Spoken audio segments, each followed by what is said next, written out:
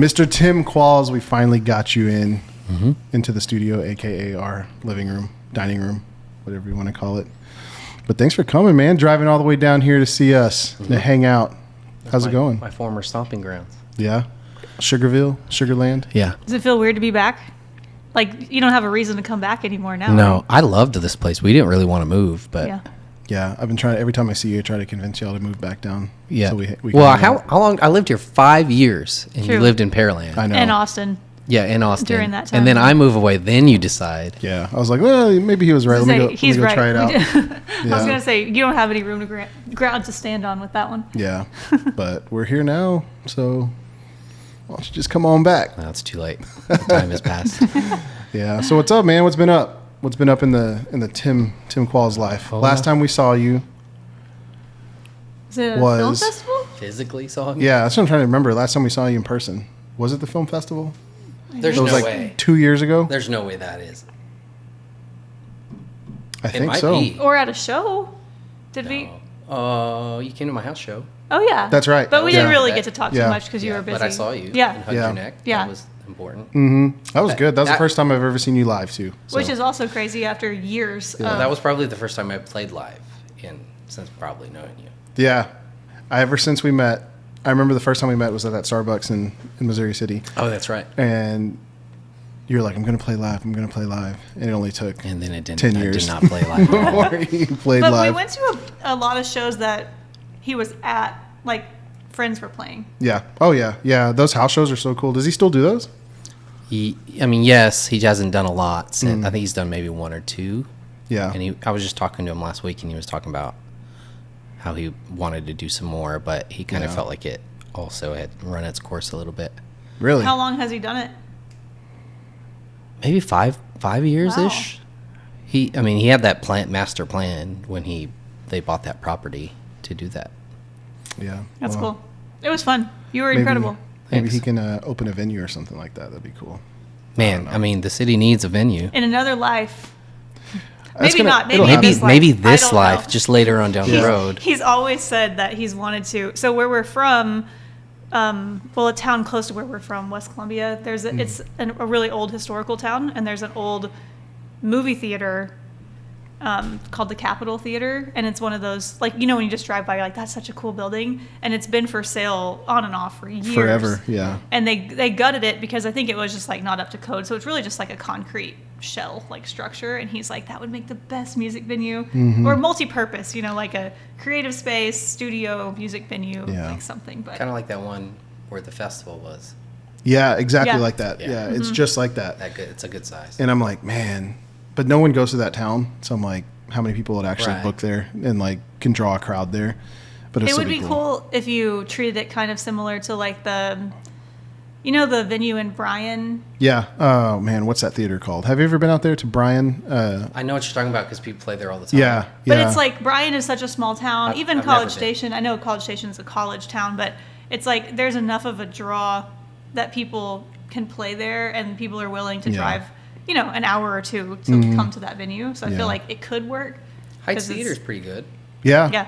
It's a good size. That's where we saw. Well, we were supposed to see you there at the JP Sack show. Yeah, but I got COVID. Yeah. It was good. It was a good show. But I did see you. Okay, that reminds me. We did see each other from The across John Mayer concert. Yeah. We were That's like fun. shining our flashlights That's at each other. Yeah, we have a running like competition to see who can go to the most John Mayer concerts I've been to every single one he's come to. since Battle Studies. Period. Or before Battle Studies. I don't think I've missed You mean one. to Houston? Yes. Oh, okay. Yes.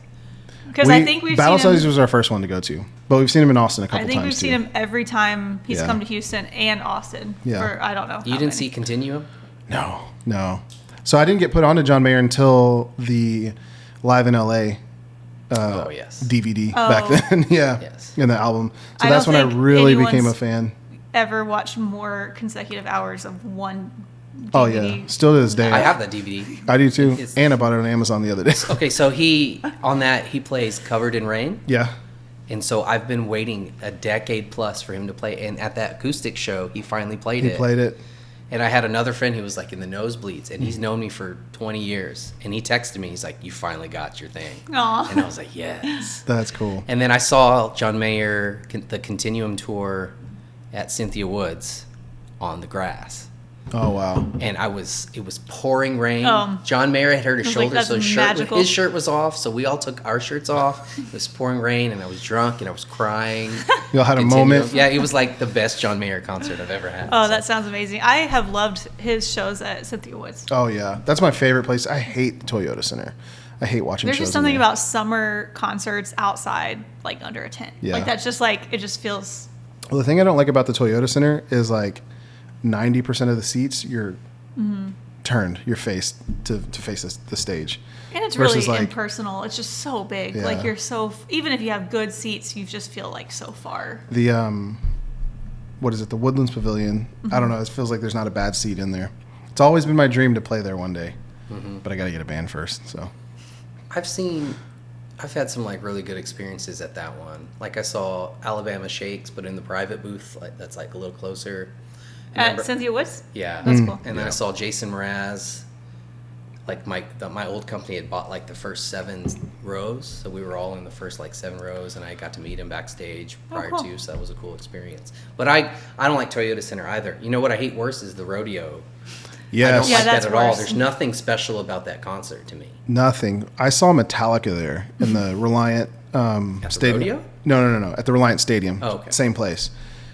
I don't know. I was way at the top, and it was still like $100 for the worst seat in the house, and it was like I would have rather just sat at home and watched it on my TV. You would have got a better experience because you're so far away from what's happening there. It's so big. Well, you went because you were like, you can't not see Metallica. Yeah, it's like a before they kick the bucket.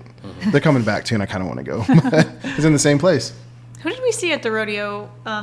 Brad Paisley. Oh yeah, Brad Paisley. I mean, I love Brad Paisley, but it's just rodeo concerts in general are just not the move. It's just too far, too impersonal. I definitely prefer like small venues that has an intimate thing. Yeah. Those tend to be like the special performances that are better for sure. Yeah. We also saw 30 Seconds to Mars at Cynthia Woods or Woodlands Pavilion. Oh my gosh, such a good show. Because it was just Jared Leto and his brother. Yeah, him and Shannon. They played I forget, it was that last album that they came out with. It was so good. We just bought tickets like very impulsively. Like I don't even think we knew they were coming. I think we were in the Woodlands, and we were like, let's see if anyone's playing. And it was like there was available tickets, and we just went. And that was one of my favorite concerts. Just like the experience was. Yeah. It was like you said. It was just like one of those, the perfect weather, the right kind of crowd, like the people. Like it was just a really good. Yeah. I saw, what is it, Verizon? But it's something different now. Oh, right? Bayou City. Oh, yeah. Bayou City Music Hall? Yeah. Or something like that? Yeah, I've seen a bunch of shows there, but one time we saw Ryan Adams. Oh, yeah. And we were like in the nosebleeds. And in like the concession stand, I saw a friend from work, but she lived in Lake Charles, and she was just there. She's like, hey, I got first row seats. She's on a date. And then she texts me like halfway through the show, and she's like, hey, there's open seats right next to us. Why don't you just come down? So we all made our way down, and then I had this front row seat to Ryan Adams, and it was like amazing. That's cool. Yeah. I love when stuff like that happens. So what are you working on? So now, well, I guess for those of you who don't know, Tim is a songwriter, musician. We didn't do an intro. I'll intro this. They know who I am. We did do an intro. Oh, okay. Yeah, so how did you get started in songwriting? Not sound writing. I guess it is sound writing, but in songwriting. Like where did you just start like playing the piano and you? Yeah, like I mean, I started sing. I've always sang, right? And I was always been in choir, and then I started doing some church stuff. And it was around when I was in high school where I started to write my own songs. And then when I went to college, that's really when I attempted to write songs. I was not good at it. And then it wasn't, over the last 15 years or so, like it's developed into, like thinking of it as a profession, thinking of it as true art. I think when you're starting, you're not thinking of any of those things. You're just writing and just trying to write because that's what you want to do, So, I mean, that's kind of been the journey for the songwriting stuff. And then, we were talking earlier about the new songwriting stuff. So that's like a whole different world compared to where I was. Yeah.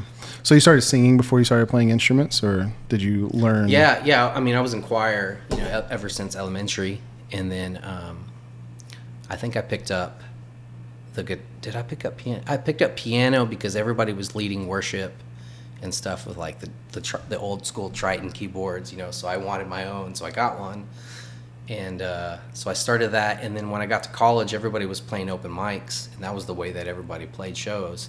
But I was just too tough to lug up an 88 key, you know, weighted keyboard. So, and the open mic that we went to was on the second floor, so that was too hard. So I picked up the guitar out of necessity. I still suck to this day, and I'm not any better necessarily at the piano, but so that's kind of been my two instruments. Everything else is on the computer now, so I can fake play guitar on the computer or bass. So you've seen the shift, because I remember like when I was in high school, everything was recorded through amps, like through mics and very, I guess, analog. But now you can have an entire production just with a keyboard in your computer. So you've like seen that whole shift. Yeah. I mean, I know for a fact, like my first EP that I ever did, I mean, that was all analog stuff. But it's really the technology that's caught up with the sound. Like, you don't have to do those things anymore like you used to. Like, I'm working, I don't know if you guys know, I'm working on an album now. I already started it. So I'm doing it like 3-4 days a week. We're in the studio. And like, you're already recording it? Yeah, 100%. Oh, wow. Yeah, so there's this new little, like, it's like a guitar pedal basically from UAD. I don't know if you've seen them. It's called the Dream. No, I haven't. It's a amp emulator. So you don't even need the amp, but you plug it into the pedal through your pedal board and all that stuff, and then it sounds just like that. So that's cool. I'd say like half of the stuff that we've recorded guitar wise has been like through an amp or direct in, and then the other half has been through this amp emulator.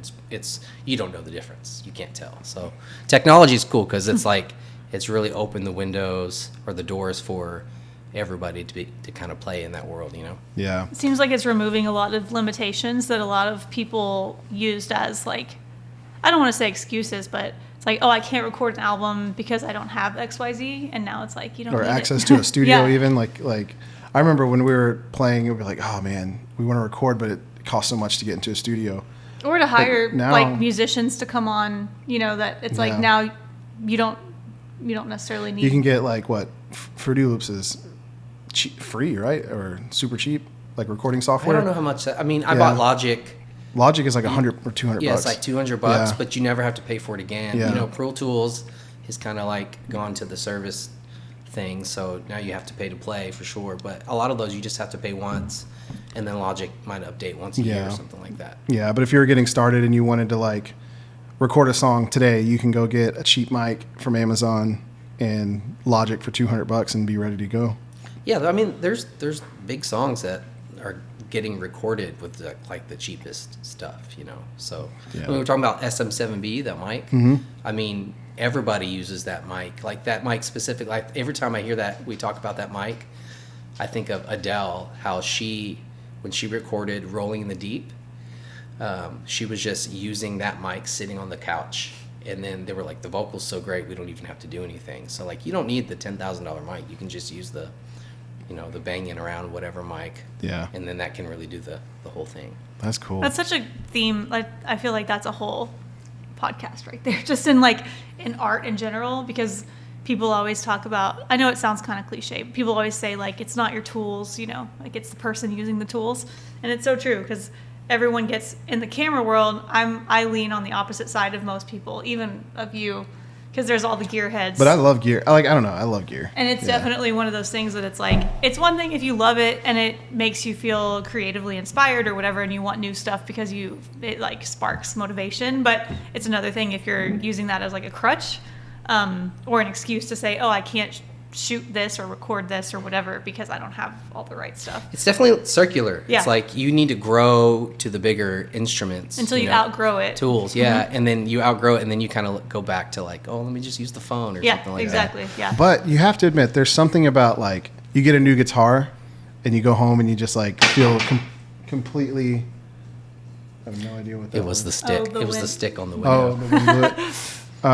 You get a new guitar and you go home and you're completely re-inspired in a new way. Like it just feels fresh. I don't know. I am anyway. Well, don't get me wrong. Like I want to buy gear all day, every day, and I will continue to buy gear. But it's you don't necessarily need it to make good art or whatever. Yeah. Like I was doing some pitching songs, and I had to update a plugin, but I had to update my computer to update the plugin. So I updated my computer.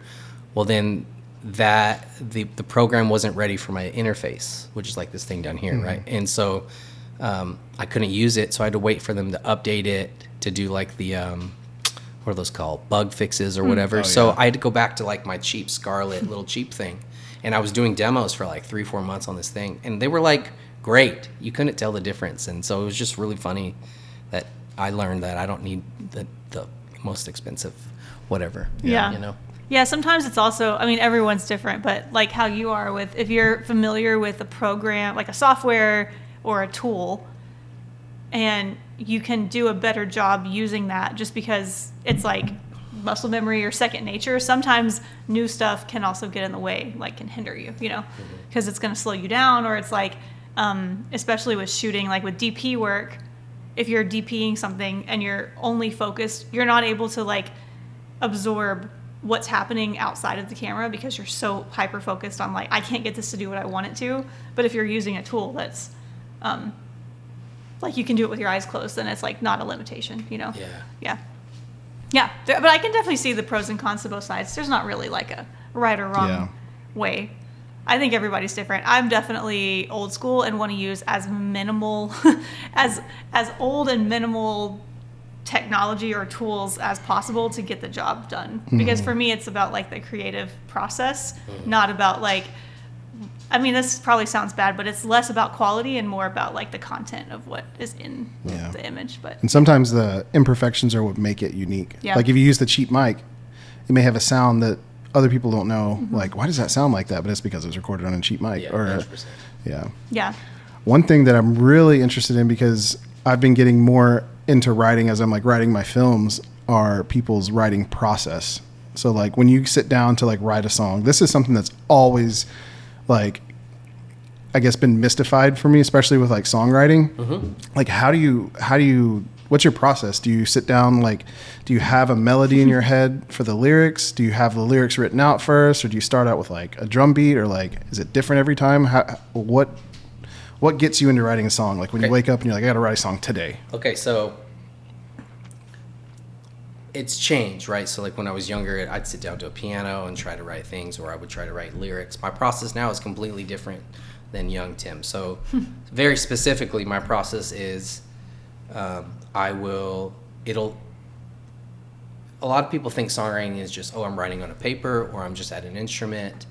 But a lot of times with pop music now, there's no difference between creating within the DAW, within the computer and the programming, and it's all kind of part of it. So a long time ago, you'd write a song and then you'd go get it produced. But now it's kind of like you're basing the writing off of what's going on. So my process is kind of like I'll use something like Splice, or I'll find kind of like a loop or something that kind of inspires me, that I go, oh wait, that's nice, I think I could write something to that. So I'll bulk those things. So since I'm pitching and writing a lot of things, and we can talk about that in a minute, but I'll probably find like 20 of those types of things, you know. And there's a thing in the industry called underhooks, which is like a repetitive kind of melody, guitar lick, if you will, or piano lick. Like if you think of like Michael Jackson Beat It, dun, dun, dun, like that bass line, that's an underlick. So we're looking for things that are like very ear candy-ish. And so I'll write and I'll do that, and I'll find a bunch of those, and then I'll just start humming melodies and doing mumble stuff. And so what it turns out to be, it's like I'll start singing gibberish, what I think the verse would be, the pre-chorus, the chorus, and you might do 2, 3, 4, 5, 6 different takes, and then you'll get like a comp together of the melody of what you think that will be. And then from there, usually what I'll do is I'll take that into a writer's room, and usually what I'll also do is I'll end up producing most of the song with just the gibberish lyrics. So you'll hear it and you'll be like, oh, this is a song, what are you saying? And I'm like, I'm not saying anything, I'm just mumbling stuff, you know. And so I'll let my wife in the car listen to it, and she's like, what are you saying? And this sounds like a finished song. It's almost like K-pop. Have you listened to K-pop before? Yeah. K-pop does that exact thing. They'll just do all this gibberish stuff. Sometimes they'll do Korean, mixing in some like English words, and that's the whole genre. So, and then I'll take it to a writer's room. So for my album, the new one, I did that exact process, but I did it like 1,000 different times to get to like 15 tunes. And so then I'll take that demo with the gibberish, and I'll be like, here's the song, here's some kind of like guidelines, we need to stick to the melody, and then we'll kind of maybe find a concept. Or sometimes what'll happen is I'll mumble something that just naturally comes out of me, you know. So like there's a song on my new album called Make It Up Along the Way, and it turned into a song about me learning how to parent a daughter, but I mumbled Make It Up Along the Way, and so we based that whole song off of that whole thing, and it turned out to be really cool. But it's just a weird process, and that's a really, really common practice that's just in pop music right now, and I would say like country music right now as well, because that's the way that I do the country pitches too. But I will say everybody's a little different, right? Because I'm trying to wear 3 hats when I do it, because I'm an artist, I'm also a producer, I'm also doing the songwriting thing. So I feel like I'm trying to utilize all those tools at the same time. Do you have any friends or like people in the industry that have like a totally opposite process of you that you've experienced, and you're like, how does your brain work that way? Like to where you've seen someone do something just significantly different? I don't think of it as like significantly different. It's just like they're not a producer, so they don't have that tool to use that way. So, you know, like I've worked with this guy named Raimundo, who lives in LA, and I've gotten to talk to him.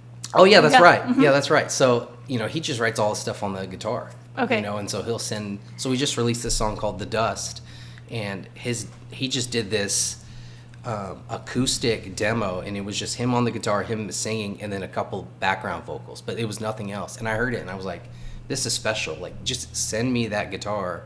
And so I based this whole production just around him kind of doing that one specific thing. But his process is completely different, but mainly because he's not a producer and he's not trying to produce, you know, he's just trying to be an artist and try to be a singer-songwriter type guy. That's cool. Yeah, it makes sense. So you label yourself more as a producer than like a performer, songwriter, that kind of thing? Or I don't know. I don't want to put labels on it. He's like, don't put me in a box. You know, like for me, I know what I see you as. I'm just curious what you see yourself as. Well, I'm trying to do all three. So like when I think of myself, of what I want other people to view me, I listened to Ryan Tedder a long time ago, and he was like, what's your elevator pitch? Like when I'm sitting next to a person on a plane and they say, what do you do? Ryan Tedder, who's the lead singer of One Republic, who produces all these things and songwrites, he's like, oh, I'm a songwriter. So I think at the end of the day, that's why I'm going to build a writer's room. That's kind of like the meat and potatoes of what I do and what we do. But I'm trying to do all three. So like I'm looking at like Ryan Tedder as like my North Star, or John Bellion, who's doing all three of those things at all the time. That's what I'm trying to do. What I know is when people look at me, if they see artist first, they don't naturally look at me as like, oh, he's a producer or he's a songwriter. So it's kind of like an adjustment moment for a lot of people, especially when I'm in the room for a lot of people. I've had people like, they'll be like, oh, he's the producer in the room. He's not actually part of the songwriting team, you know. And I'll have to like not check them or correct them, but I'll have to just like say out loud, no, I'm doing all of the things, you know. Yeah. So it just depends on the person's experience. It depends on the culture that they've done things. But what do you view me as? That's the question. I mean, I think that's pretty much the nail on the head. A songwriter first. Mm-hmm. But I guess maybe because I haven't seen you do any of like the producing for other people or anything like that. A performer. But yeah, just an artist, just a musical artist all around. Which I can relate to that a lot with like the, I think I've talked about this before on here, but like giving myself permission to not be labeled as just one thing is actually really scary whenever you've spent your whole life kind of like putting not like blinders on, but to where it's like, no, this is your one thing and you have to like niche in and like only be super focused on that. Yeah, I think it's like that's kind of like almost an old school mentality. Is like, I think way back in the day you had to niche down, you had to be like, I'm a sound engineer, I'm a producer, I'm a performer, because it was so inaccessible for so many people. And the same thing in the film industry. It's like, I'm a cinematographer, I'm a director, I'm a writer, I'm an editor. But now I can go get a camera like that and go do it all in a day by myself if I wanted to. Yeah. And it's like merged. And I feel like it's the same thing with music. Like you can do the whole thing in your room, but and then you can go perform it. It's common to have kind of like an identity crisis through that process. But I think because it's like what you said, being in a room with people who are like, oh, like, no, he's just not just the producer, but he's the producer. Like, let's not get his feedback on XYZ. And it's like being like both right and left brained with being organized and wanting to kind of produce like your films and stuff, but also like I'm equally, if not more, creative.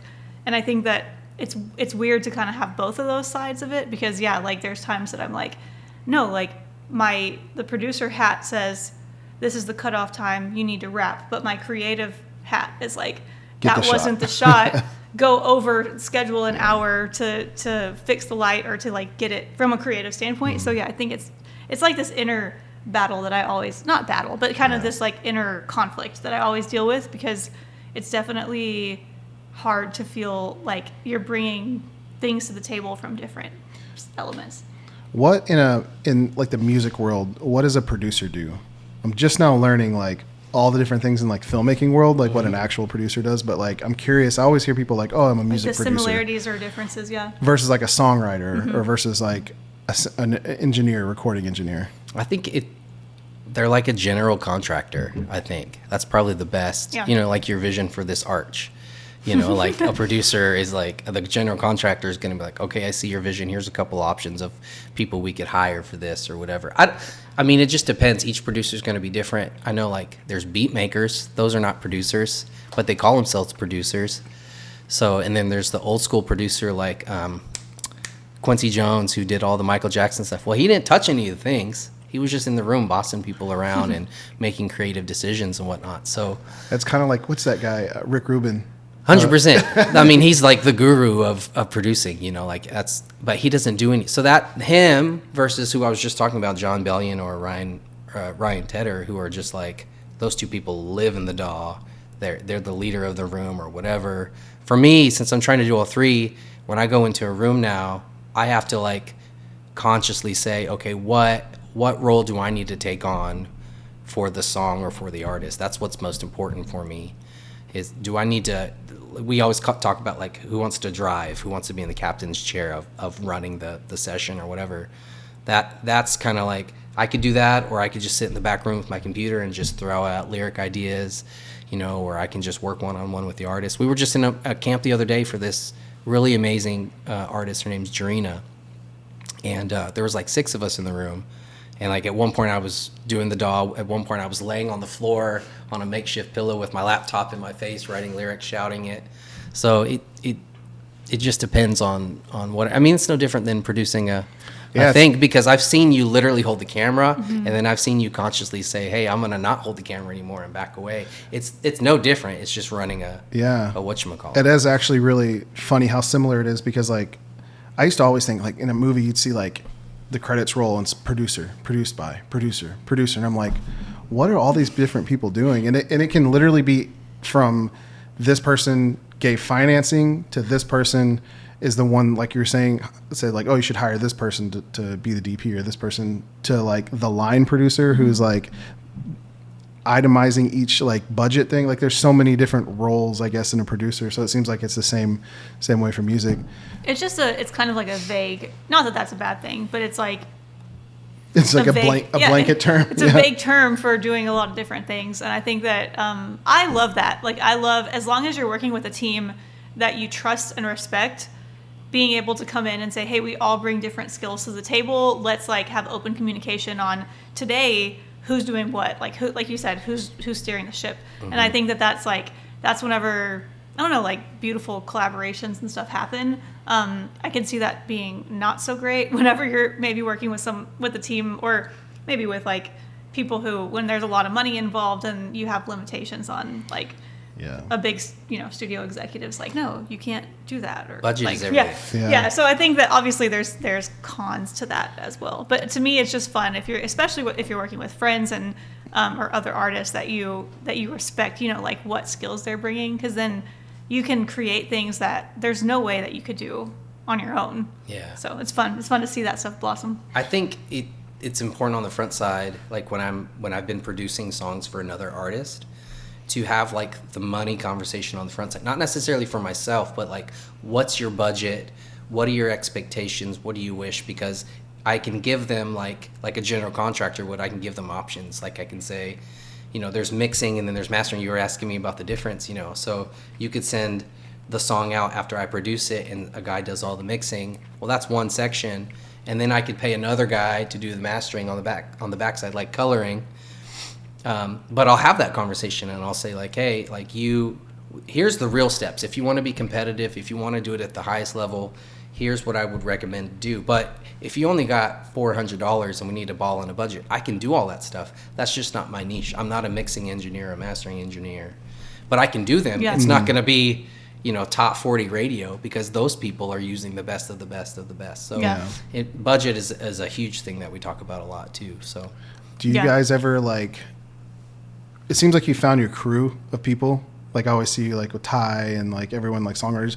Do you ever have like conflict or like go back and forth with like, no, like I think it should be this way, or like whenever you're in the collaborative process? All the time. Yeah, for sure.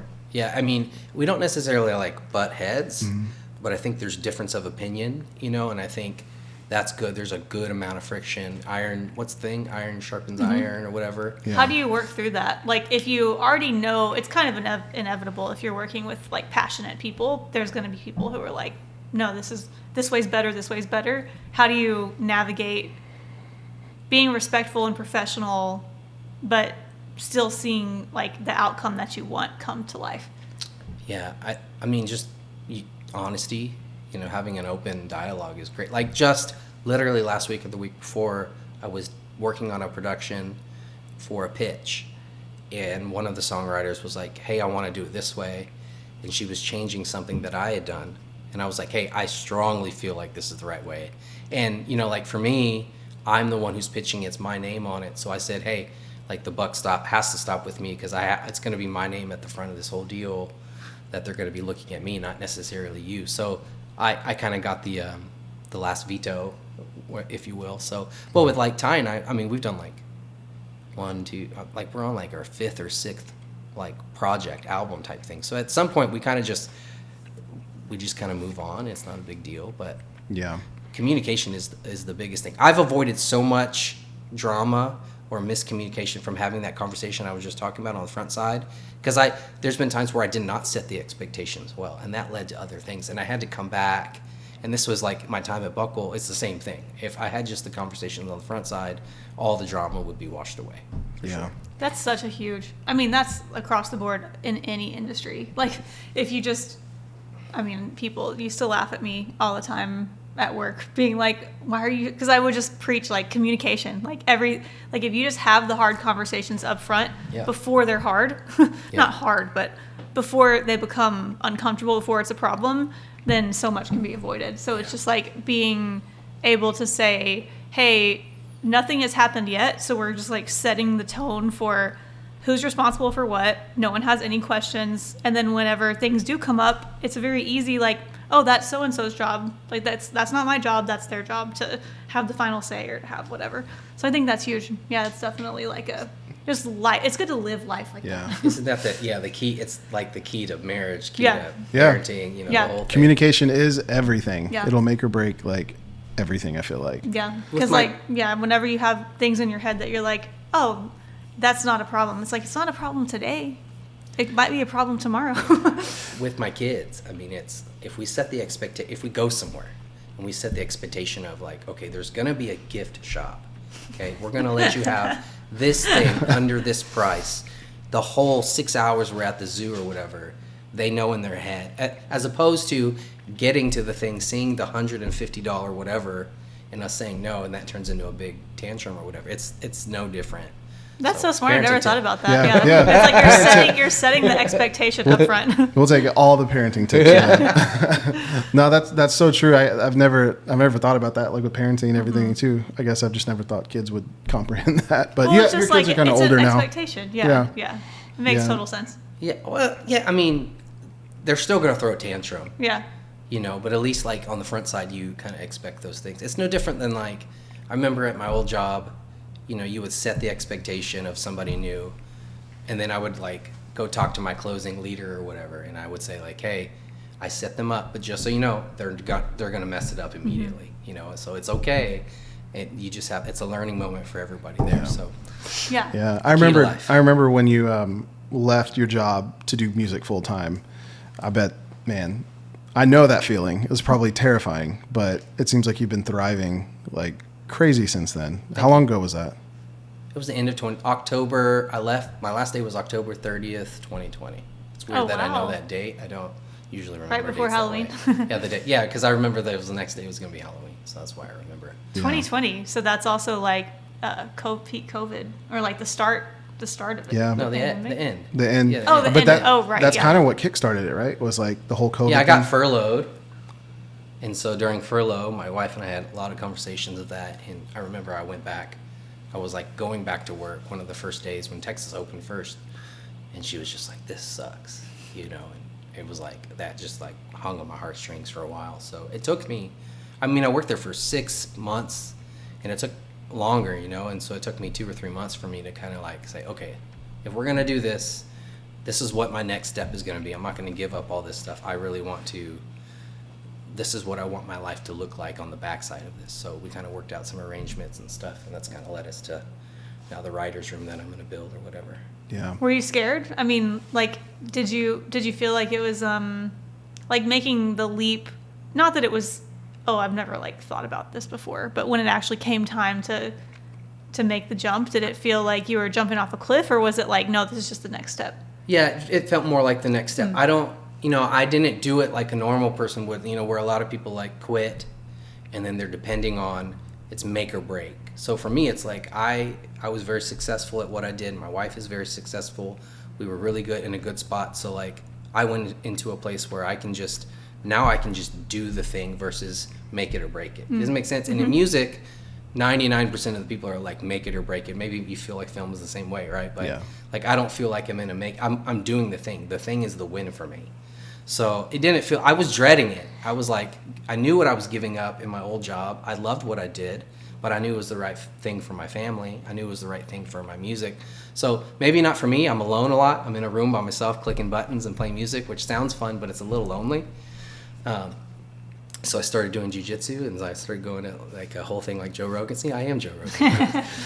But You're doing jujitsu? yes, I'm 9 months in. Really? Mm-hmm. Cool. I don't Did know you why. tell by my cauliflower ear? Oh yeah. I don't really yeah. know, but Yeah, you look like, I don't know, your stance is different. Well, your son is doing it with you? That's what I thought. they're both doing it. Oh, okay. wow, So I okay. saw your post and I thought you were just there watching them. Yeah. I didn't know that you were actually doing it yourself. That's cool. Okay, so we did my middle son first because he was having trouble keeping his hands to himself at school. And so we thought, okay, some sort of martial arts would teach him discipline. Well, my older one watched for a month and he was like, okay, I'm in. And then I was like, okay, maybe I'll do it. And I had just heard a lot, like, maybe I've watched too much Joe Rogan and listened to the UFC guy, what's his name, Dana, whatever. Oh, yeah. Maybe I've just watched too many clips of them saying it, but they're always like, it's good for your kids. If you can do it too, it's great bonding. And that's what I'm all about, you know. So my North Star is bonding with them. But so then I started doing it, and it's so much harder than the kid stuff. Let me just tell you. Have you tried it or anything? Oh yeah, I used to do it. Yeah. Okay, so you know. Yeah. How long did you do it? So I did Japanese jiu-jitsu when I was a lot younger, like in my teenage years. And then whenever I was working with Jason, he had jiu-jitsu there. So I think like 2 or 3 years I did it. Well, and you worked at a school for a little while. Mm-hmm. Yeah. But were you at like an academy where you could get promoted and that sort of thing? Yeah, you got Yeah. promoted, but I didn't make it past white. Okay. It's one of my goals this year, though. 2025 is to get back into it. They've got some good places around here. Yeah, there's a Gracie. I think Helion Gracie is like 2 minutes down the road from here. I go to one called Ground Dwellers. It's in Spring, and they're like the Machado lineage or whatever. Oh yeah. Have you noticed a difference in your son's like behavior after putting him in? Yeah, like the younger one. Yeah, there's a hair of discipline. It took him a long time to get his first stripe, and man, I did not cry, but I got overwhelmed with emotion when he got his first stripe because it just took him a long time. Yeah. But yeah, so he's a lot more disciplined. My older one picked it up faster because he's at the age where he'll just start picking stuff up, right? What's their age gap? Like how? It's like 2 years, 2.5 years. Okay. So Ju turns 6 in August, and Griffin is 8 now. Okay. So, but yeah, it's been crazy. It's good for different ways. One is like learning how to be disciplined and not touch people. The other one is learning how to like be more assertive if he needs to be and not be shy. Yeah. So this is one of the hardest things I've ever done to bond with my kids. Yeah. Because the adult one is so much harder on. Also teaches you consequence too, which is really good. Like what happens if you make the wrong move? Yeah. you get choked up. I don't know how they do it with kids, but My well, oldest not one, choked out, but yeah. my oldest one got into like a little bit of a tiff at Yeah. school where somebody like tried to hit him, and he'd use this one little move, Yeah.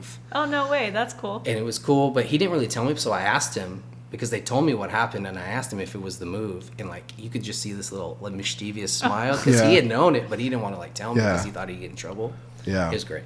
Yeah. Yeah, man. I loved jujitsu. It was very painful, but very fun. Like at the end of each session, come home tired, but it was But it's so just rewarding. as much, like brain work as it is Oh physical yeah, work. yeah. That's all it is just like Because you're just constantly, figuring out your way Yeah. in and out of things. Yeah, that's cool. yeah.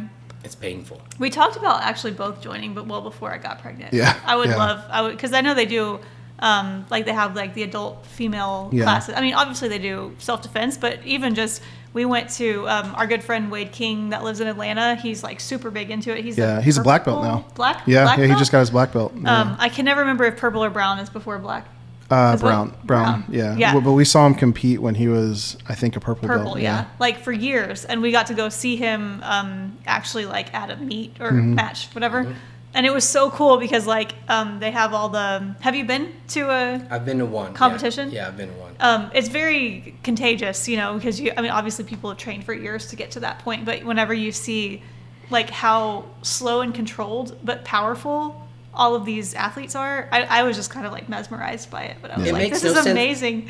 It makes sense now, but when you first start, it's like you don't understand how this person can do these things to you. Yeah, calmly. Yeah, Like, and I was, it's like, how telling are you Katie, calm? like, I don't think I can quit. Like, I don't think I can give up on this just because it's like hard. knowing that somebody can just like twist and turn me any which Yeah. way they want. Yeah. Somebody half your size too. Yes. Which is crazy. Whenever I was doing it, my instructor was literally half my size. And he would just throw me around like I was nothing. Yeah. It was the most humiliating thing ever. But yeah, you see these like tiny girls doing it, like choking out these huge dudes, and it has no idea. It's all just technique, yeah. Yeah, it doesn't matter how strong you are, how big you are. It's like all technique. Which is really cool. Lately, we've been seeing a lot of, because he watches like video stuff on it all the time, but we've been seeing a lot of like stir or like hype in people trying to introduce it into the police force and like into training, into military and like special, even like firemen, like special forces training. And I'm like, that's so cool because it just seems like every time I've seen anyone who has been in it for a long time, it's like mentally they're just so logical and calm. And I think that always stands out to me so much more than like, it's not a strength competition, And I just think people being able to stay calm and make really fast impulse decisions, but without having to, I don't know, like it's not like emotional. I think that's what I like about it. It's really cool. It's one of the most humbling things I've ever done. Yeah. And it's one of the times in my life where I'm the most present because the phone literally stays in the bag and you don't have time to think because you're literally getting choked to death. Yeah. You don't have time to think about anything else but that. I could see that being similar to your skydiving journey. Yeah, that's how skydiving was for me. No, thank you. I mean, not that it's the same at all, No. but it's a similar mindset to where it's like there's no room for any, well, obviously phone stuff, but like you can't be overthinking and have anxiety or like all these things that just swirl around in your head if you're about to jump out of an airplane. You can only think about one thing. Like you have one thing consuming all of your brain. Were you doing it too? No. We are friends with the people who own the drop zone here close by. And so for a long time, well, like for a while, I would just go hang out up there because when he was getting his license to go by himself or whatever, I would just go hang out. Like I get actually like physically sick with the drop free fall. And you never feeling. did it, or you No. did? You've Well, never. I drove the plane one time. Yeah. She didn't like drive. Mission She Impossible. rode co-pilot. Yeah, not which like- is 10 times worse than jumping out of the plane. It was terrible. Because once you jump out of the plane, they want to get down as fast as possible to get the next load. Well, and they conserve fuel because they do. So they do runs constant, like all day. So I didn't know that. As soon as the last person jumps out, they just dive straight down. I And kid you it's- not, like it was like in Tom and Jerry when they have like the funny, like the TNT is like labeled. There was literally a lever that it said nosedive, like it said like nosedive, like on the lever, and the guy like pulled it, and it was just like ground. He just like turns off the plane. Basically, you just fall down. And I just like grunted like a grown man the whole way down. And so how many did you do? So I only got to like 30 something before I broke my ankle. Only 30 something. Yeah. Well, and then you broke my ankle. Your ankle. Yeah. And then you were done, right? Yeah. I say only 30 something because like the guys you're jumping with have thousands. Like they just go up there all day and they just jump. But when I broke my ankle, the thing that they always say is like, oh, like your risk of death in skydiving is like way lower. Like you have a higher chance of getting in a wreck and dying on your way to the drop zone than actually jumping out of the plane. But what they don't tell you are the injuries that you get from them. So like broken ankles, broken femurs, even broken wrists and backs. stuff, Yeah, like all that landing. stuff is pretty common because you can come in and land pretty hard, which is what I did. And when I broke my ankle and I was like stranded, couldn't walk for 3 months, I was like, I can't afford to do this again because I couldn't work, I couldn't do anything, I was a liability. And I was like, and that was my ankle. Imagine if like I broke my back or even like my hands or like I couldn't use my hands anymore, which I need to use all the time for what I do. So I was like, but maybe that time in your life, I mean, that's like your dad had passed away and you needed. That was like the only time that I couldn't think something about it. Like after he passed away, it's like the only time that my brain was like throw free. yourself into. Yeah. So, but it got me through it. It was good. It was a great time. Learned a lot. And breaking your ankle is like kind of what it was like the spark that led to us realizing we were really unhappy in what we were doing. It was like what caused us to like move to Austin. Well, when you're sitting in a room all day and you can't walk, can't do anything, you kind of like reevaluate your life. And I realized at the time we were doing our portrait business and I was like, I don't really want to be doing this anymore. I miss making movies, miss doing video. So that's when I made the decision to like it was like a chapter, like a chapter marker. Yeah. But it was good. It was a good. Is it like a subscription? Or you buy like 10 flights? So you can. So like that sounds expensive. It's very. That was another thing. It's very expensive. So like back then when I was doing it, I want to say it was $25 for your lift ticket if you had your license. It was $25 for the lift ticket and then $25 for a gear rental if you didn't have your own gear. If you wanted to buy, some people had like they own their chute and their rig and everything. If you want to buy, it's like $10,000+ for your own skydive rig, and then after that's $25 a jump. Or they had like a deal where you can do. Well, they had, if you want to get your license, you could get it discounted and buy them like all at one time or something. For your license, but they also had like you can buy. I think it was like $4,000 or $5,000. I don't remember how much it was. It was like $4,000 or $5,000, and you can have unlimited skydives for the whole year. But to make it worth it, you had to jump like a certain number of times a week or something. Yeah. And people would literally move here from all over the world to take advantage of that because they could rack up their numbers really quick. And they would live over there. They have like an RV park close by. They would pull their RV over there and they would literally just all day those skydive. skydivers love, they like eat, every sleep, day. and breathe it. Yeah. They love it so much. But the ones that are like what he's saying that just have thousands of jumps, they're the ones that are setting like world records and they do the crazy maneuvers in the sky where they can all like latch onto each other, and it's a really cool world. Not necessarily one that I like our skydive want to be a part of, but I respect what they do. Like they're crazy athletes. Our skydive place here, Skydive Spaceland, is probably the top in the country. Yeah. It's like the best place you can go. I just always respected like. I mean, like we were talking about with jujitsu, it's an art. Like it literally is like you're using your body to maneuver. It's similar to like almost how people do that in water with like surfing and stuff. But the tiniest little movements that they're doing can change the whole. Like they can go into these crazy spins. They can just do crazy stuff, and they make it look so easy. You see these videos like on TikTok, and you're like, oh, like you know how like the Iron Man, like when he like flies like a certain way. Now, anytime in a movie that I see military people jump out of a plane or something, I'm like, that is so fake, because I know like how hard it is to fly like head down or feet first, or like to move your body in certain ways. Yeah. Well, what's crazy is like when you're going down the highway and you roll your window down, you're like going even 60 miles an hour. Every little bit, like you move your hand outside of the window, it like throws your hand up or down. Right. Imagine going 120 miles an hour, but your entire body is in it, and then every little maneuver. It's like a kite. Yeah. Yeah, like. So that was the hardest part, was like learning how to like just be stable in the air, much less making maneuvers. Not like flail everywhere. Yeah. Imagine 30 in, you're almost getting your feet barely. Oh wet. yeah, yeah. Like I literally was at the point where I was stable, like where I can not. They call it potato chipping, but where you're going like this because you're trying to like keep your body stable. So I could fly stable.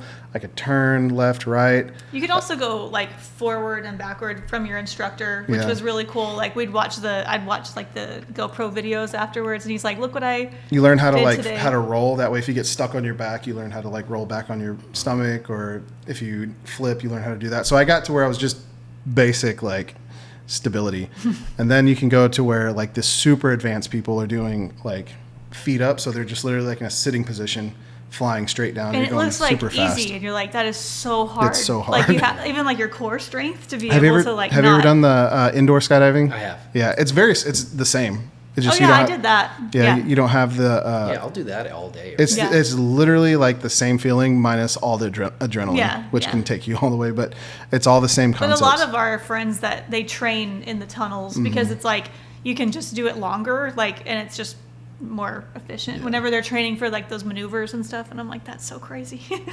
Yeah. Anyway, sorry, that was like a way off. Went to jiu-jitsu and then went to skydiving. Yeah, no, but I was Yeah. going to say about the jiu-jitsu stuff and about skydiving, it's all kind of like a similar thing that I think is important, and it's like finding something outside of what you do all the time to kind of reset your brain. And I'm sure jiu-jitsu is that for you. Like if you're stuck in a writer's room all day and you're like just thinking in music notes all day, it probably feels really good to go get physical and like use a different reset. part of your brain.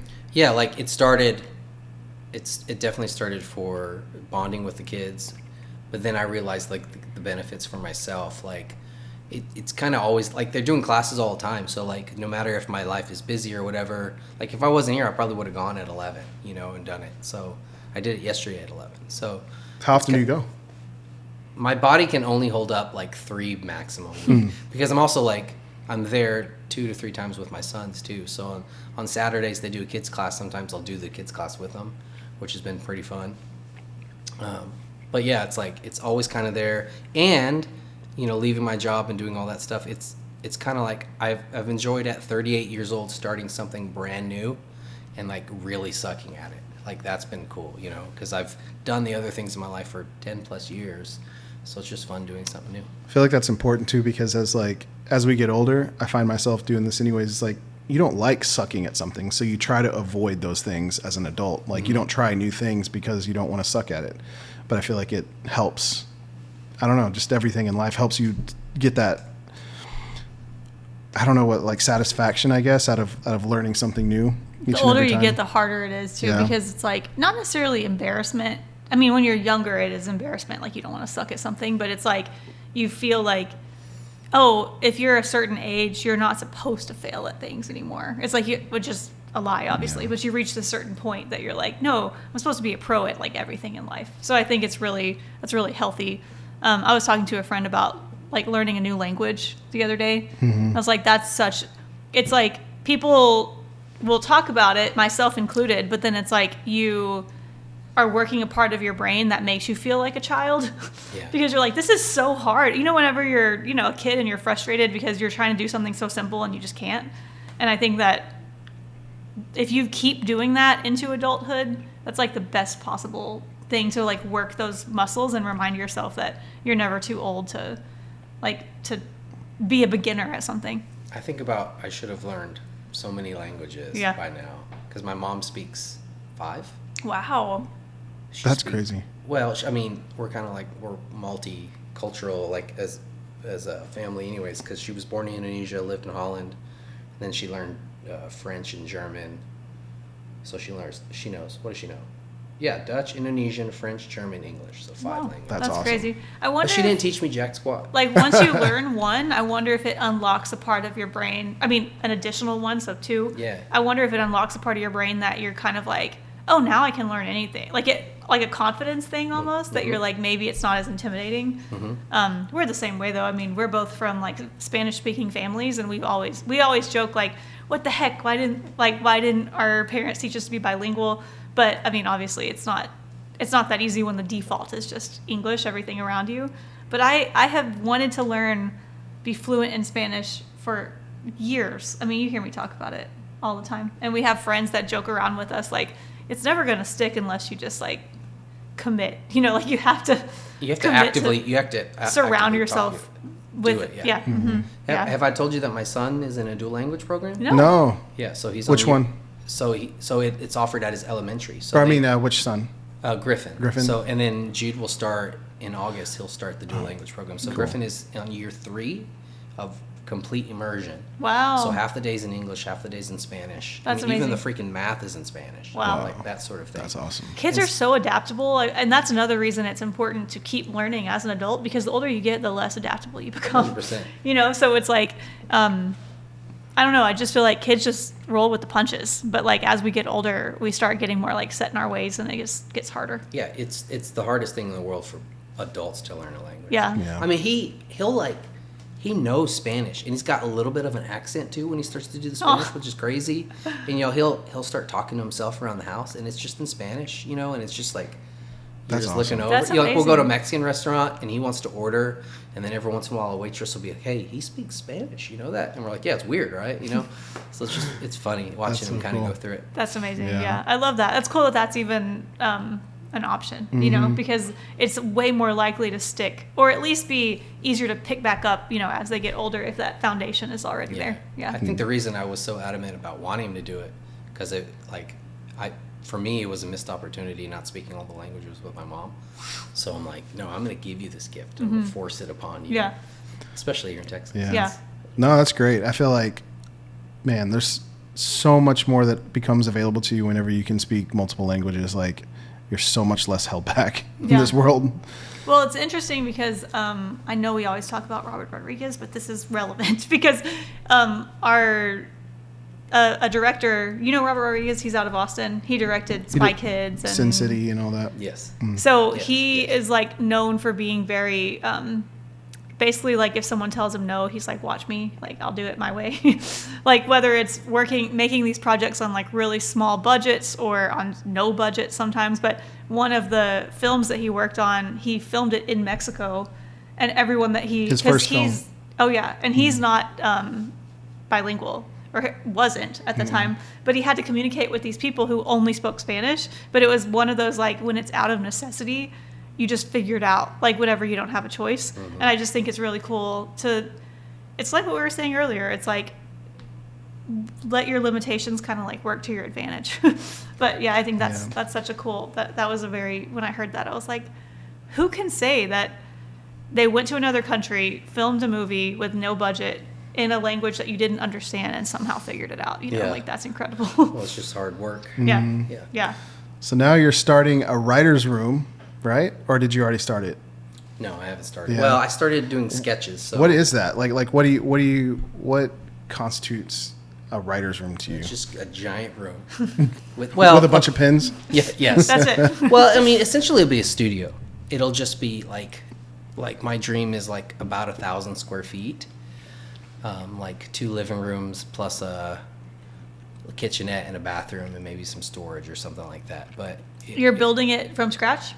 Yeah. Okay. So I mean, I'm crazy enough to have sold my house. Well, tried to sell my house, so we still have both houses. But to buy that land and then have the idea that's the whole purpose of us getting that land. Well, also for the kids too, but that's going to be my main deal once we get moved in and all that. Where's the land? In Cyprus? It's just in our neighborhood. Oh, So cool. we bought a house off the market that we found that had half an acre, and we were like, okay, like we're not going to pass this up. Like when you guys came here and you're like, oh. Yeah. So, but essentially it'd be like a recording studio, but like I could say it's a recording studio, but I really wanted to try to help change the culture of the music scene. There's not a lot of like, not the word fundamental. What did I say in my post? Like just places like building blocks, like a venue or a writer's room or a recording studio. There's not a lot of those here. There are recording studios, there are venues, but not a lot that's accessible to the music scene that kind of creates the industry, if you will. So it's very similar like to having like a color place or things that you were talking about. Yeah. So I could have said recording room, but I wanted to say writer's room because I wanted that to be the emphasis. I wanted artists to feel free to come in and kind of take their time and really focus on the art of songwriting and writing their go-to song or whatever it is. Yeah. And then it'll just so happen to also have all the bells and whistles of a recording studio too. Also, it'll just be my main place that I work out of, So my dream is like, having writers camps or things like that, or having people be able to fly in and kind of do that whole thing. Do you want to open it to like, not the public, but like, is it going to be something that you want to rent? Yeah, like accessible to people. Yeah, I think so. Yeah. I don't want to be like, hey, I've got 12 to 4 open next Thursday. Y'all come through. Like, I'm not trying to like do that, because that's one thing. That's like running a business, and it will be a little bit of a business, but I want it to be like, hey, there's this really great artist in town. You reach out, they come over, that becomes their go-to place to come and create. And there's lots of studios like that. I mean, they're recording studios. So having a writer's room, it's just a different emphasis, if you will, and where people feel comfortable to come in. Because I think when you get into a recording thing, it's like sometimes it's not comfortable. Sometimes you're just paying by the hour, and it's just like there's a lot of pressure. Here we'll be able to write. We could focus on like the backside of songs, which is like, okay, we can focus on publishing, and those things will kind of come out, as the further that we go. I don't know if that makes any sense. Yeah, no, that's makes total sense. Yeah, that's really cool. That's amazing. Yeah, I feel like Houston really needs something like that, because everyone, for music, for film, for whatever, they leave here because there's no opportunity. And it's one of my biggest complaints about Houston is just like the lack of opportunity, the lack of community and everything within music or film or any kind of art, really. So I think it's going to be great. A lot of people leave the city. I mean, most of the best of the best of the best artists in the city at some point leave. And you kind of do have to, in a way. If you're going to get a record deal, you have to kind of be around LA or Nashville, but there's just not a lot of infrastructure for those people to stick around or to find homes, or for when somebody goes and they want to come back, there's not a place for them to go other than their house, which is, some people do that. But if there's a writer's room, which is super common in LA or Nashville, people come to town. People try to frequent those places because it's an opportunity for them to have the community. Because, I mean, otherwise, what are you doing? You're renting a studio, or you're renting an Airbnb, and then you have to set up all the equipment and all that sort of stuff. So, and like you said, if you're spending your time mostly alone, like as an artist, community is really important. So yeah. Is it connected to your house, or is it like kind of separate from it? Yeah, so it'll be separate. So it'll be kind of like in your yard. It'll be like the back cool side. That's awesome. Yeah, I can't wait to go see it. That's going to be really cool. Also, it'll be cool if you ever want to film score one of my films again. Mm-hmm. Yeah. So Tim scored my very first 2 short films. Yeah.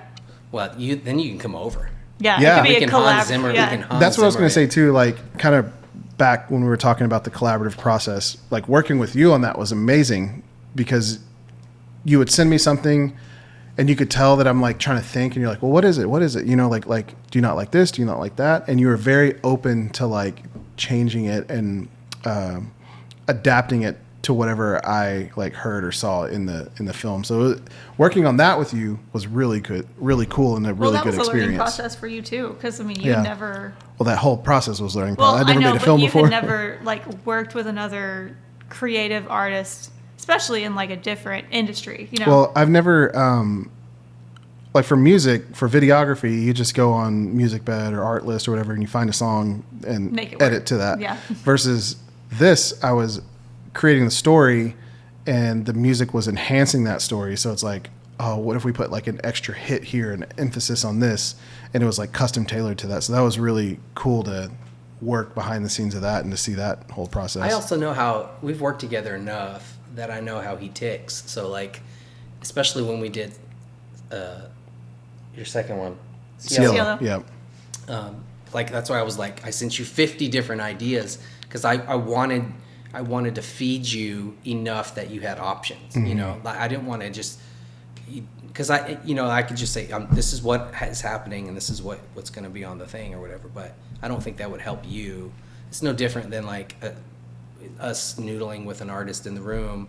And, I'm like, what do you think about this progression? Okay, let's try a different progression. Let's try a different one. It really doesn't take me that much time to work up an idea. I remember when I did the piano thing for Cielo. Yeah. And then you sent me like crying emojis, like it's perfect. And I was like, it's like I barely did anything. What was cool? Yeah, Cielo. I remember you sent me music before we started shooting, and I was still kind of like writing it, and it helped me like flush out some of the scenes that I was stuck on, which is such a big help. Now I'm like spoiled. I want to do everything like that. I'm like, can you write the Like, music we need the first? Well, I also do want to do that too. I mean, in my writer's room, it would be cool. Giant screen. Yeah. You put your movie up there. Yeah. And then we have a couple different musicians in there. Oh, man. And then you're sitting on the couch.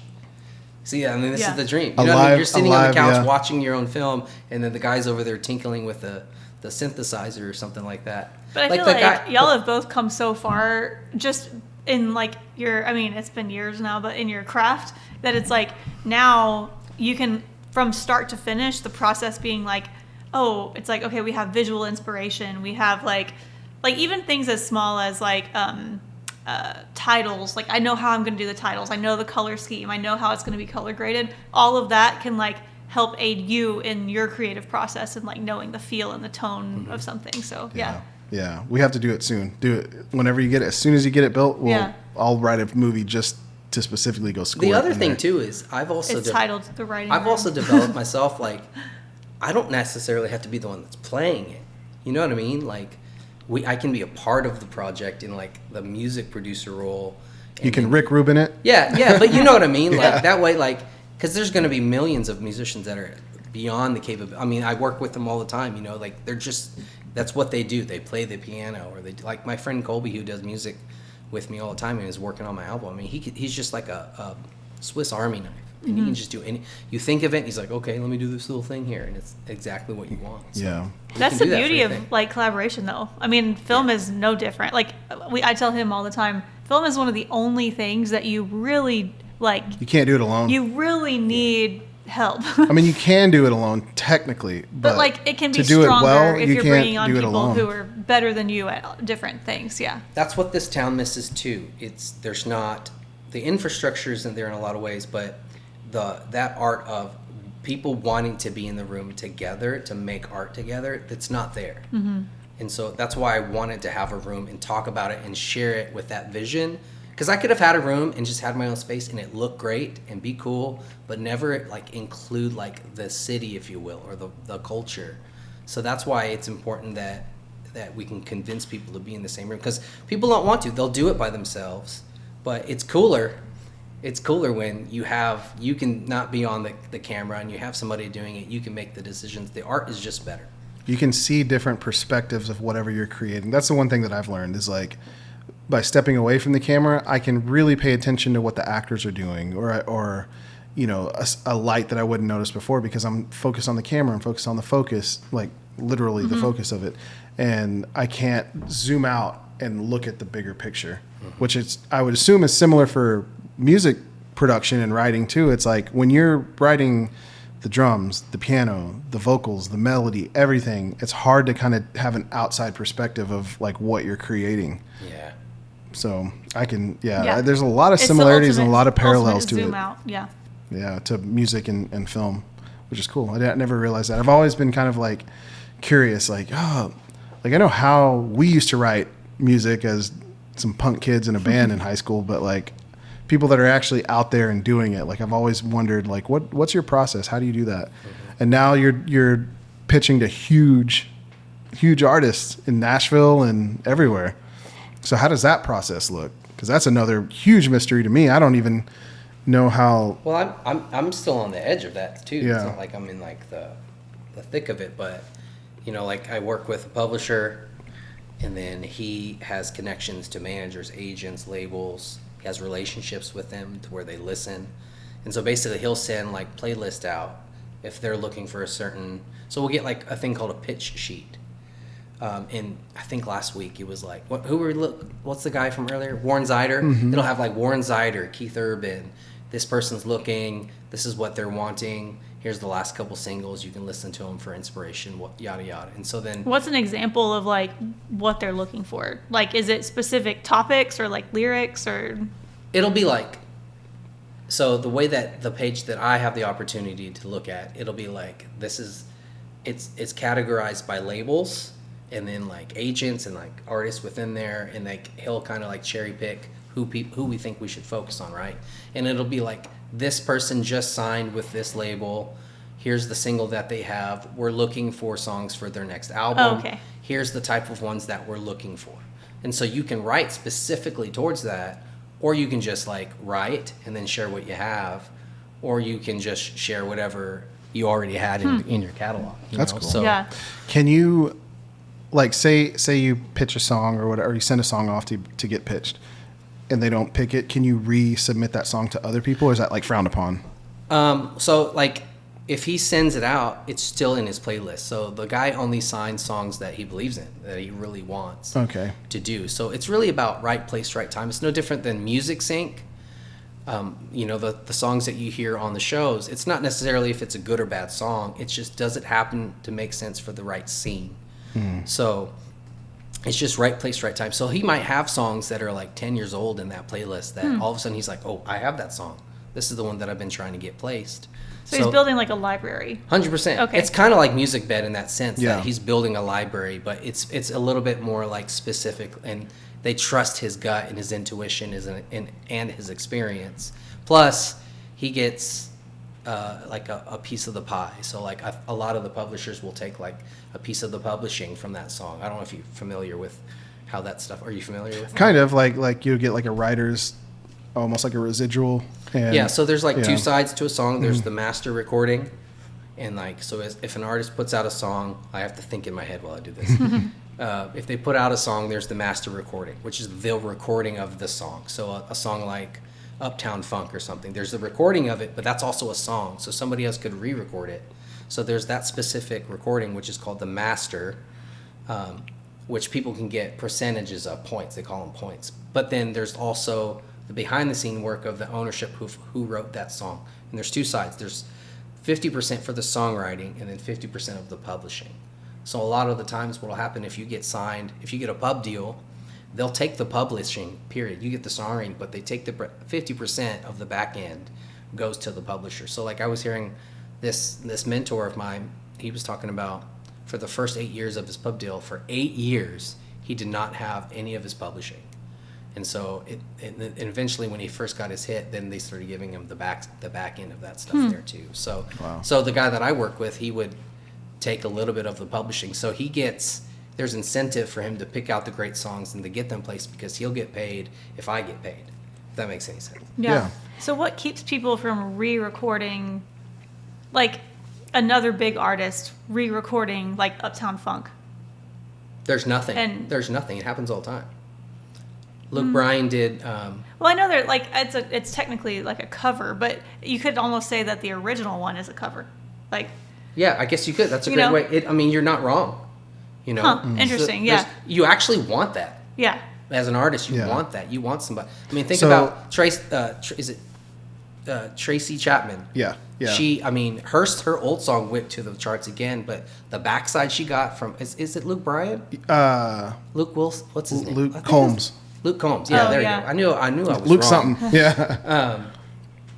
She probably got so much money on the back end from his song.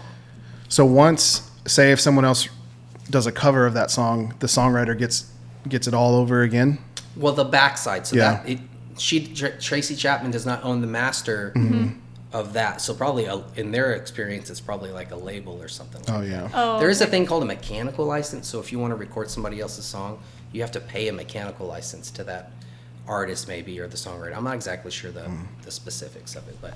It's a But you thing. don't think that takes? Well, I don't know. Is it in the industry? Does that take away from the original? Like, if a song became famous from a specific person recording it, or a specific artist recording it, and someone else does like a cover of it, is that looked at? Is that frowned upon? Not from like a money perspective, but like that was my song and this person recorded it, and now they're getting the benefits of something I made famous.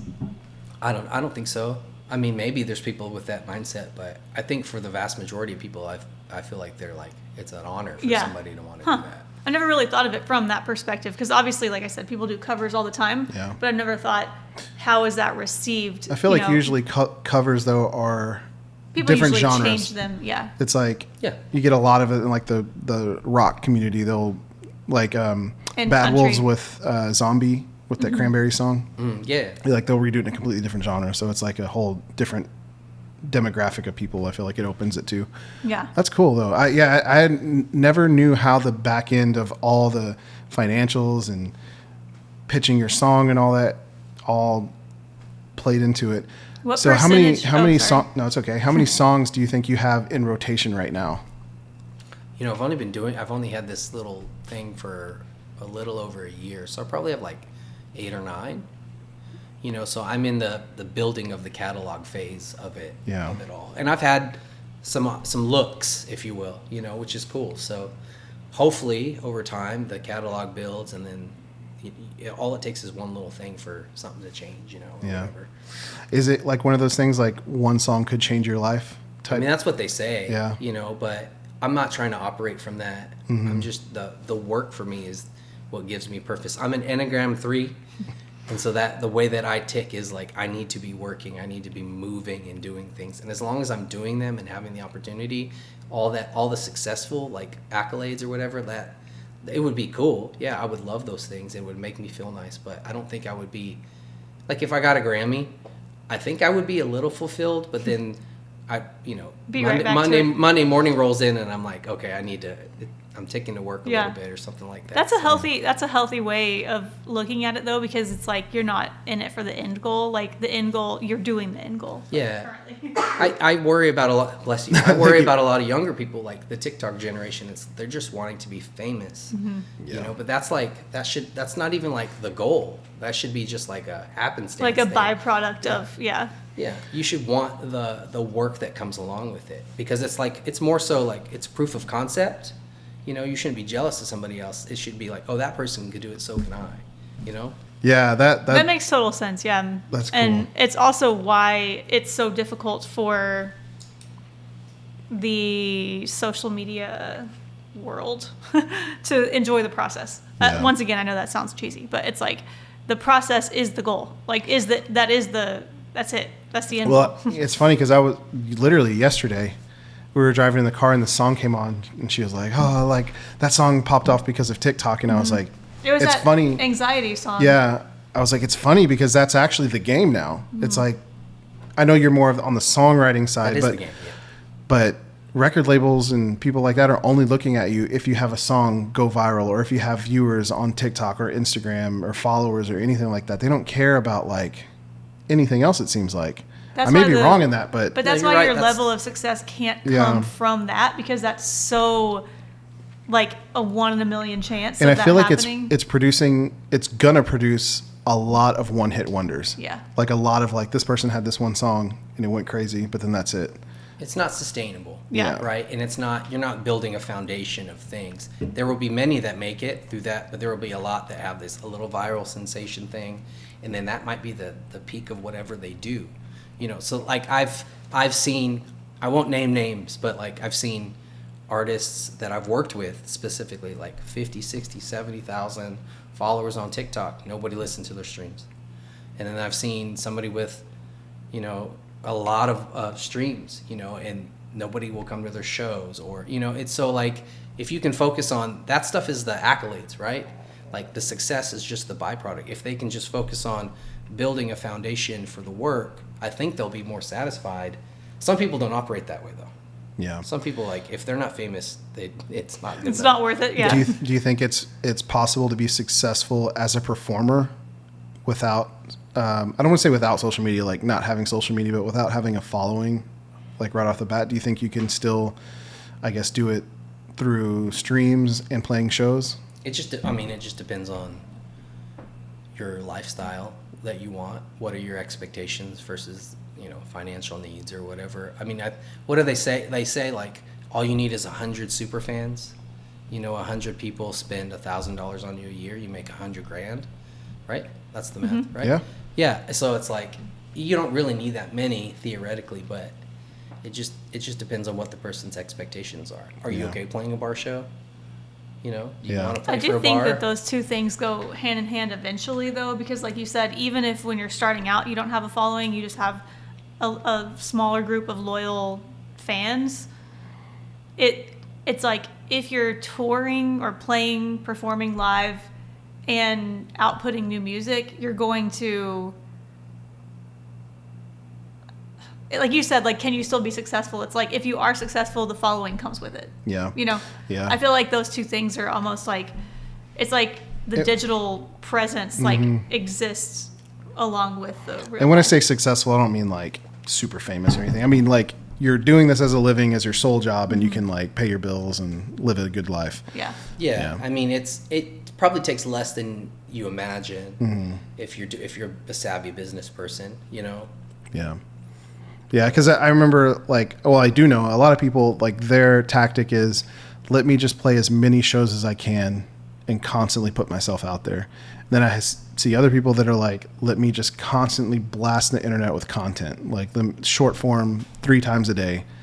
And then there's people that are networking, and they're kind of doing like how you're doing and building like writers' rooms and finding the people behind the scenes and building a community out of it. So it doesn't seem like there's like one true way in it. It's kind of, like you said, whatever works with your lifestyle. Every person will have to define what that means to them, you know, because you could be ultra TikTok famous, but you can't pay your rent, you know, or whatever. So like all of those examples probably exist out there. And people's priorities, like you said, like what matters to you. Yeah. Yeah. To circle around to the parenting for you guys, I mean, I'm reading this book, The Daily Dad, and it's 365 days. You just listen to 2 minutes each day. April 17th, this is your mentality. Here's a story, here's a fable, blah, blah, blah. And it just kind of gets you dialed in for parenting for that day. But he was like, the work is not the point, the kids are the point. So like any time that I need to step away from all these things that can give me anxiety, I just kind of like refocus, like, okay, wait, my kids that's the whole point of this whole thing. This just happens to be the work that in between the kids that we're doing. So it's a healthy. Yeah. It keeps things in perspective. Kids will be the healthiest thing for you. It'll be like jujitsu, but for your life. Yeah. It's like, well, it probably will be It'll real life humble you. jujitsu grappling on the floor. I don't know if I should be terrified or excited. You should be both. You should be both. Yeah. Yeah. No, that makes total sense. It's so true. And just keeping that perspective across I tell myself that really, really frequently, because I tend to like hyper fixate or hyper focus on individual things. And whenever you zoom out, you're like, I used to always ask myself, will this matter next week? Or will this matter next month? Yeah. And it's like kind of the same version of doing that, to where you're like, let's zoom out. Let's remember the big picture. Why are we doing this? Are you having fun doing this? If you're not, let's reevaluate. Let's figure out, like, are you just going through the motions because you're like, this is the way I've always done it? It's like saying you don't have to. That's something I've been asking myself a lot over the last year. It's like, just because this is what you've always done doesn't mean that you have to do it that way. Mm-hmm. Like if it's no longer serving you or no longer bringing you like fulfillment. And I think that's a question that it's a scary thing to ask yourself, but it's like important and something that it's like you check in with yourself on a regular basis, you know? Right. Have you guys been inspired by the parenting stuff that's looming? Like, have you like started to write, like inspired by becoming a dad, you know? Or like Kirby, you? Well, yeah. Like, I think we kind of talked about this on the last one, the one before, but our, I guess, past with like pregnancy and everything has been kind of rocky. And so it really wasn't until, I would say for me, like a month ago that I finally like accepted it and like settled into like, okay, this is actually going to happen. And over the past month, it's kind of been growing a little bit more. And then we had the gender reveal, like a week or two ago? Mm-hmm. That made it completely more real. So it's still like really fresh, but I am looking at life and the world differently. And I feel like that's affecting how I see characters in a movie. Mm-hmm. So like if this guy, like this character's motivation may be completely different now in my head because of there's more at stake. I don't know if that makes sense. Yeah. But it's how I look at people and characters differently. I feel like that's changing a lot in me. I've really leaned into it. It's for my art. It's been the best. Yeah. Mm-hmm. Yeah. That's what we call your last dad album, pop. Dad Pop. Yeah. Well, you're about to hear more Dad Pop. I am ready now. I'm ready for it. And you're gonna get to make What's the equivalent? Dad films? I don't know. I hope not. It's just a bunch of dad I don't jokes. want to lose my edge. Well, he's gonna be dressed up as like the zombie boy. I know. You're more Oh yeah. We'll just have a It's new just- like what's the- extra. What's the Children of the Corn, you know, or whatever. We got a little built-in actor now, and so then it's you're cool. freaking in a Halloween costume. It's gonna be ridiculous. yeah. I'm really excited about all the fun that, I mean, I think everyone in new parenthood focuses on all the like fears and all the unknowns. And even stuff, when you but talk to people, they're like, well, are you ready for the sleepless nights? Are you ready for this and that? It's always negative. Like, it's no one ever always talks just about the bad. positive And of I'm it. like, can we just be like excited about the good? I mean, obviously it's not always good, but you know, it's like worth recognizing that there's a lot of good mixed in. It's like Gary Vee talks about this. I know you know Gary Vee, but he talks about clouds and dirt. So you're gonna live in dirt a lot, but the clouds are like worth 99.999% of any type of dirt, right? And then I've heard this thing called glimmers. Have you heard of glimmers before? It's like in any chaos of the day, if you can find the beautiful moment. Yeah. And my days are like I'll give you an example. The other morning, I got all my kids ready, 3 kids, all by myself, ready for school. Lots of crying, lots of yelling. I mean, all of these things. And I'm like driving to work, and I'm like partially disassociated at this point because there's just too much going on. Yeah. And then all of a sudden, it's like my kids synced, and they were like, they started doing this like together, and then it turned into the most fun thing that they've ever had together, and they're just yelling the same things. And I was like, oh, this is a glimmer. This is a moment that's just beautiful, made out of the chaos. And so I love that. So the thing that I heard was like, if you look for those, you know, maybe in your personal life, but specifically in your parenting life, none of the other crap will matter. It's like, I'm really that excited outweighs about it all. those moments because I think in the life that we've lived and in our careers, both of us have already had to kind of learn to see life that way because we live in chaos. I know it's about to get more, but we already live in chaos, you know, and I think like we live in the unknown. Like we never know what tomorrow's going to look like, and no one really does, but even to the extreme of like, no, we don't know like where we're going to be tomorrow, what we're going to be doing, who we're going to be around. And I think looking for those moments of like, it happens all the time, especially on film sets. Film sets are always chaos. It's hard to explain unless you've, I guess, been in it or done it before. I mean, I know you've been like on set with us, but to where you like take a step back and it could be lights are falling, people are screaming, everything is like not working, but you still have this weird piece that you're like, I still love this. Like, even though it might all, you know, look like everything's falling apart. And I think that I'm really excited to kind of like take that mindset into parenthood too. Because it's very similar. Yeah, I know it'll be different with a new human, but I mean the concept is similar way of looking at it. But I love that. You guys are gonna do great. Thanks. Glad you have faith in me. I'm just awesome. kidding. I read something the other day. It was like a meme or something. It was like all the people that tell you you're gonna be such great parents. Like stop and think. No one ever says like you're not going to be a good parent. Well, that's what I was saying the other day. Like, that's actually true. We just don't say it. No one's time, ever like you're not going to be good at this. Every time I talk to someone about it, they're like, "You're going to be such a great parent. You're going to be such a great dad." I'm like, "You don't know. You don't know me. Like you don't know if I'm going to be a good dad. You'll be fine." The other people we just call Child Protective Services. There you go. Yeah, it's gonna be fun. But yeah, I'm excited to see creatively how my brain starts looking at life differently. I think it's already kind of happening, and it's weird. It's weird to feel like you're just entering into a new chapter and viewing life through a different lens. So one final thing. You said that you and your wife went to the movies recently. What'd y'all see? Thunderbolts. What'd you think? Oh. I tried to go see Sinners. Oh, I want to go That's see what it. I wanted. I want to go see so but bad. she is not a scary movie vibe person. Even though I know this isn't like scary. We're the same. Yeah, He I heard wants it's not scary at all. I want to go see it really bad, but she doesn't want to go see it. I want to see it. That's the problem. I mean, that was because like an event. I want to see the cinematography, and we've watched so much behind the scenes and like the writing and stuff. But for me, it's like I get very impacted with like any mental like mind movies. Like they impact me for a very long time, and I'm just like I don't want to see it and then a month later still be like uneasy about something. Traumatized. Yeah. What'd you think about like The Ring? Yeah. Yeah. Oh yeah, Exactly. What'd you think about Thunderbolts though? Did you like it? Yeah, it was cute. It was fine. It's fine. It's They're That's the top thing you never want someone to say about your movie. No, I mean it was. I mean, but this is. I feel like Marvel's like a hot topic of like their whole journey to get to this second thing. It's like it doesn't feel like it's kind of coming together, and it's already been messed up by the Kang stuff. And yeah, we saw it. It wasn't a bad movie. It was I cute. enjoyed I it. laughed. I I had a enjoyed great it, time. yeah. I enjoyed it. Yeah. But at some point, it just becomes an episode to the larger binge watch of the whole deal. Do you keep up with movies at all? Do you watch a lot of movies or anything? I try to. Yeah. Well, it's something recently that you've seen that you love. Conclave. I watched that. Oh, yeah. We haven't seen that. that. was one we missed. We Yeah. weren't able to see I that. watched it in perfect timing, way before the Pope died, but it was really great. Yeah.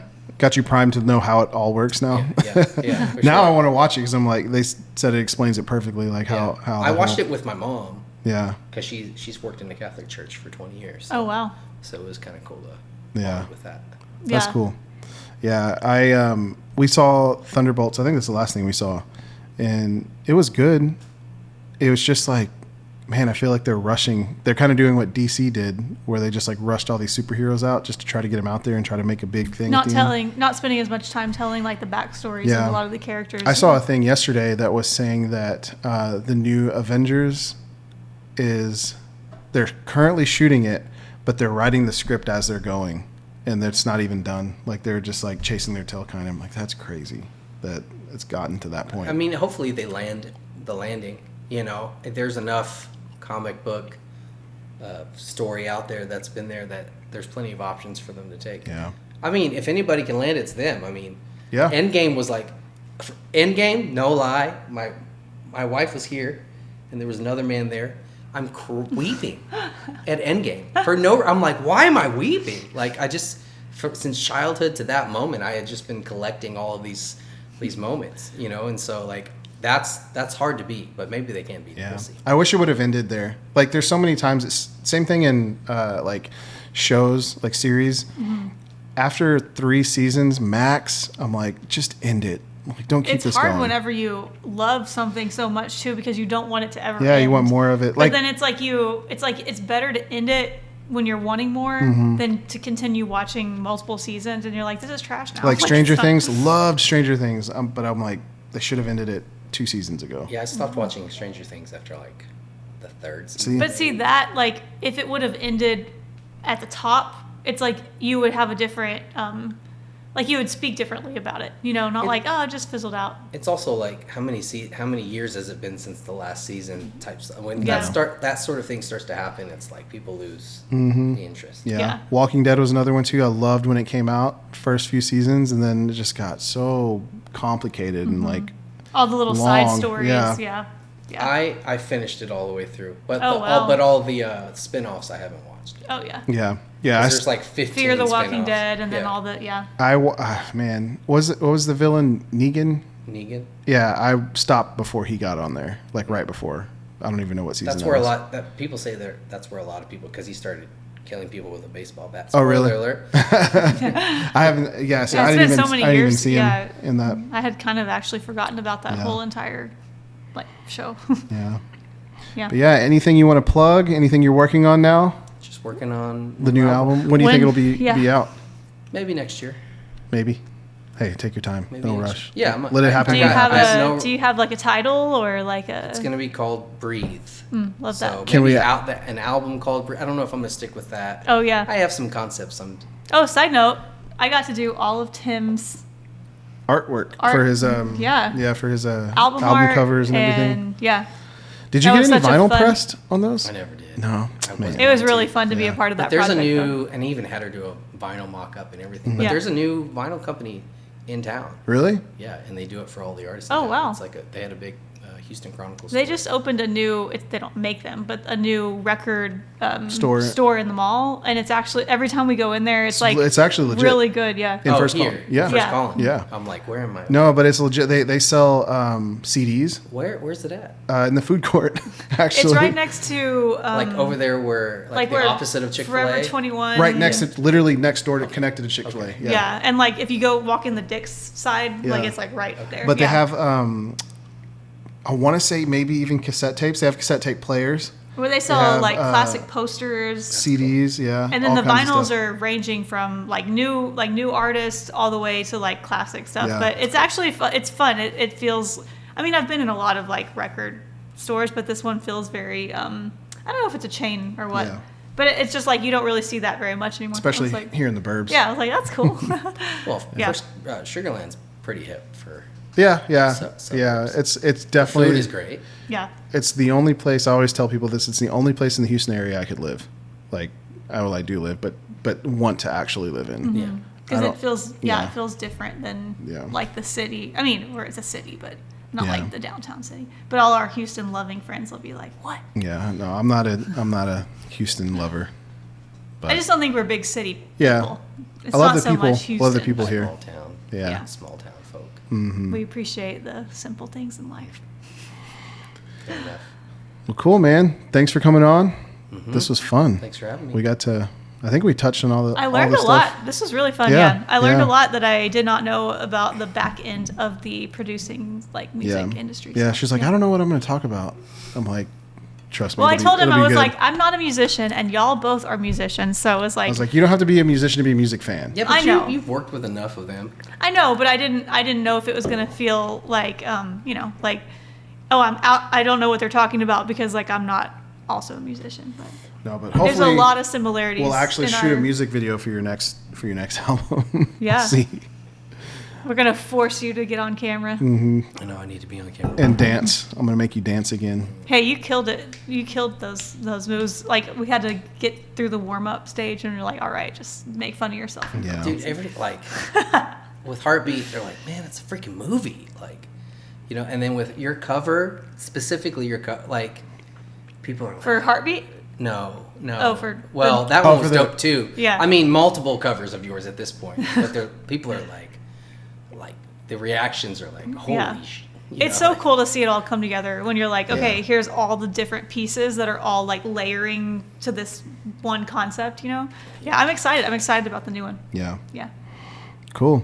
Well, once the album's out, we'll get you back on. You can Yeah. talk about it and talk about the process of it. And it'd be cool to go film some clips so we can like intercut into the podcast Yeah. later. So Yeah. maybe next year we'll get you. Well, hopefully it'll be sooner than that, but get you back on for that. He's like, no pressure. Too. Until Cool. next time. Alrighty. Okay, bye. Talk soon. Bye. Bye.